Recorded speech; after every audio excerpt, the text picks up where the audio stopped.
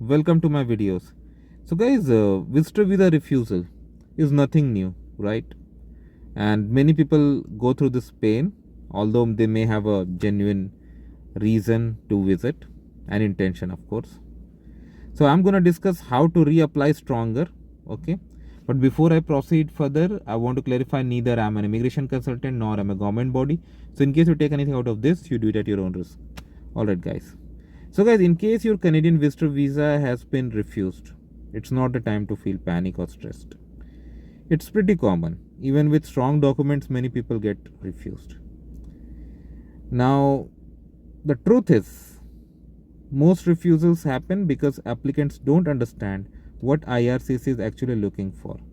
So I'm going to explain in this so that you can apply, or you can say reapply even stronger. Now, most common refusals, weak home country ties.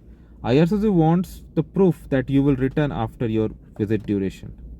If you don't show strong ties like job, business, property, family responsibility, they suspect you will overstay or may not even return altogether. Financial proof is if your financial proof is not strong enough, then again it could be a refusal. Because even if you show bank statement, IRCC checks the source of the money. If there are any sudden deposits, what is your regular income history? A big deposit just some time back, before applying the visa, it's a red flag. Okay. Now travel history is also a factor. If you have never traveled outside your country, that goes negative. Not always, but it does matter. Those who have visited other countries, for example, if you're applying from India and if you visited Thailand, Dubai, that means you have higher chances, because they may think, oh, this guy has been to Dubai and he did not overstay. That gives you some benefits. But yes, I do understand everyone cannot do this. Next is purpose of visit. It should be very clear, because the person who's acting on your application doesn't know you. He has no interest in your personal life. So if your purpose of visit is not clear to someone who is nowhere related to you, then refusal chances are higher. Now coming to the second part, how to reapply stronger. If not immediately required to reapply, get GCMS notes. It will be very useful because it will give you the details what had happened in your case. Okay, and that will give you the idea where exactly your application had shortcomings. So for example, improve your home ties if that's the reason. Now apply with a job letter, salary and approved letter, property documents, business registration, family proof like marriage certificate or children's school letter.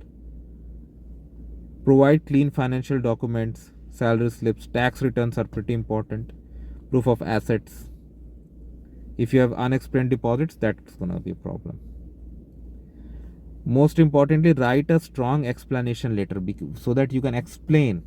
Let's say even if your account has a sudden deposit that you might have got by selling your vehicle or something, so you need to explain this.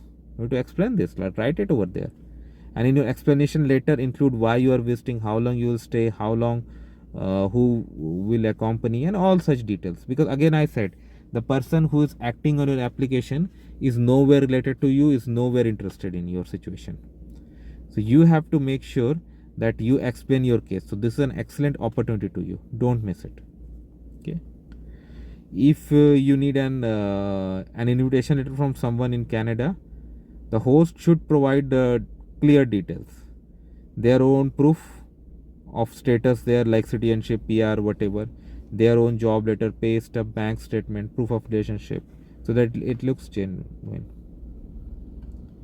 Now the biggest mistake is people do is like they reapply with the same documents. But what's going to happen? Like whoever works on your case on the second time is going to find, oh, this guy used the same thing first time again. So it's like a copy paste. So that's the end, right? So this is what I want to discuss, guys. Let me know what you feel about it. Thanks for watching this, and please subscribe to the channel if you haven't. Thank you.